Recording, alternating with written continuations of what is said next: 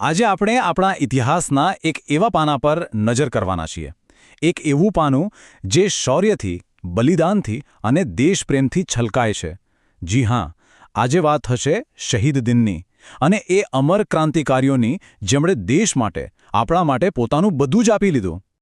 23 March આ માત્ર એક તારીખ નથી દોસ્તો, આ તો આપણા ઇતિહાસમાં સોનેરી અક્ષરોથી લખાયેલો એક ગૌરવવંતો દિવસ છે. એવો દિવસ જ્યારે ભારતના 3 નવયુવાન સપૂતોએ આઝાદીની વેદી પર પોતાના પ્રાણની આહુતિ આપી દીધી હતી. અને એ વીર સપૂતો કોણ હતા? એ હતા સરદાર ભગતસિંહ, શિવરામ રાજગુરુ અને સુખદેવ થાપર. વિચાર તો કરો, આ 3 નવજવાનોએ દેશ માટે હસતા મોઢે ફાંસીનો માંચડો સ્વીકારી લીધો હતો. એટલે જ તો આ દિવસ છે એમના એ અદ્વિતીય બલિદાનને યાદ કરવાનો અને એમાંથી પ્રેરણા લેવાનો. તો ચાલો જરા પાછળ જઈએ અને સમજીએ કે આખરે એવું તો શું થયું હતું, કઈ ઘટનાઓ હતી જેણે ક્રાંતિની આ આગને ભડકાવી દીધી અને આ યુવાનોને બલિદાનના પંથે ચાલવા મજબૂર કર્યા. વાત છે 1928ની. સાયમન કમિશનનો વિરોધ ચાલી રહ્યો હતો અને એમાં આપણા લાલા લજપતરાય પર અંગ્રેજોએ જે ક્રૂરતાથી લાઠીચાર્જ કર્યો, એમાં જ એમનું મૃત્યુ થયું. બસ આનો બદલો લેવા માટે જ આપણા ક્રાંતિકારીઓએ બ્રિટિશ અધિકારી સોન્ડર્સને મોતને ઘાટ ઉતારી દીધો. આ એક ઘટનાથી એ લોકો અંગ્રેજ સરકારની સીધી નજરમાં આવી ગયા. પણ એ લોકો ડર્યા નહીં, અટક્યા પણ નહીં. એના પછીના જ વર્ષે 1929માં તેમણે દિલ્હીની સેન્ટ્રલ એસેમ્બલીમાં બોમ્બ ફેંકીને બ્રિટિશ શાસનના પાયા હચમચાવી નાખ્યા. પણ એક વાત જાણવા જેવી છે, એસેમ્બલીમાં બોમ્બ ફેંકવાનો મતલબ કોઈની જાન લેવાનો બિલકુલ નહોતો. ના, એમનો હેતુ, એમનો સંદેશ એકદમ સાફ હતો. આ અવાજ બહેરી બ્રિટિશ સરકારના કાન ખોલવા માટે છે, જેથી ભારતની આઝાદીની ગૂંજ આખી દુનિયા સાંભળે. અને બસ આ જ ઘટનાઓ પછી એમની ધરપકડ થઈ અને અહીંથી જ શરૂ થઈ એમના સર્વોચ્ચ બલિદાનની એક ગાથા, જે આજે પણ આટલા વર્ષો પછી પણ આપણા બધાના દિલમાં ધબકે છે.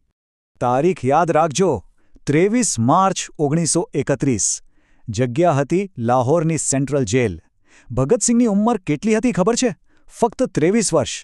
રાજગુરુ અને સુખદેવ પણ લગભગ એટલી જ ઉંમરના. જરા વિચારો, જે ઉંમરે આપણે આપણા કરિયર અને ભવિષ્યના સપના જોતા હોઈએ છીએ, એ ઉંમરે આ વીરોએ દેશના ભવિષ્ય માટે પોતાનું જીવન જ હોમી દીધું. અને એમની હિંમતની તો શું વાત કરવી!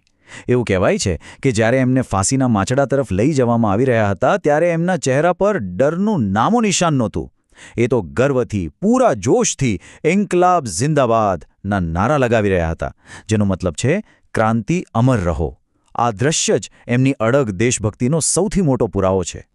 આજ તો હિંમત છે, આજ તો જુસ્સો છે અને આજ તો દેશપ્રેમ છે, જે આજના યુવાનો માટે સૌથી મોટી પ્રેરણા બનવી જોઈએ.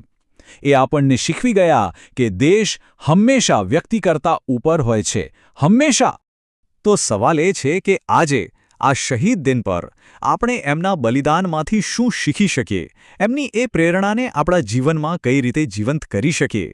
જુઓ, શહીદ દિન ફક્ત ફોટા પર હાર ચડાવવાનો કે શ્રદ્ધાંજલિ આપવાનો દિવસ નથી. ના, આ દિવસ છે આપણા કર્તવ્યને યાદ કરવાનો.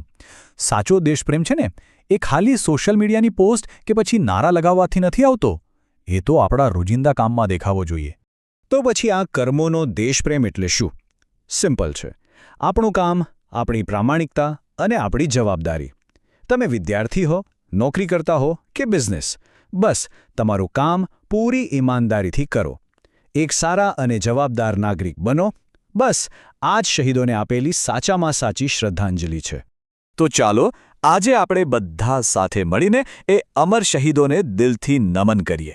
અને ખાલી નમન જ નહીં, એમના બલિદાનને સાચા અર્થમાં સાર્થક કરવાનો એક સંકલ્પ પણ લઈએ. ચાલો 1 મિનિટ માટે આંખો બંધ કરીને વિચારીએ કે ભગતસિંહ, રાજગુરુ અને સુખદેવે કેવા ભારતનું સપનું જોયું હશે, એમના સપનાનું ભારત કેવું હશે, અને પછી પોતાને પૂછીએ કે શું આપણે એ સપનાને પૂરું કરવા માટે કંઈક કરી રહ્યા છીએ? તો ચાલો આજે આપણે સૌ એક પ્રણ લઈએ કે આપણે આપણા દેશને દિલથી પ્રેમ કરીશું, એક સારા નાગરિક તરીકેની બધી ફરજો નિભાવીશું અને આપણા શહીદોના સપનાનું ભારત બનાવવા માટે આપણાથી બનતું બધું જ કરીશું.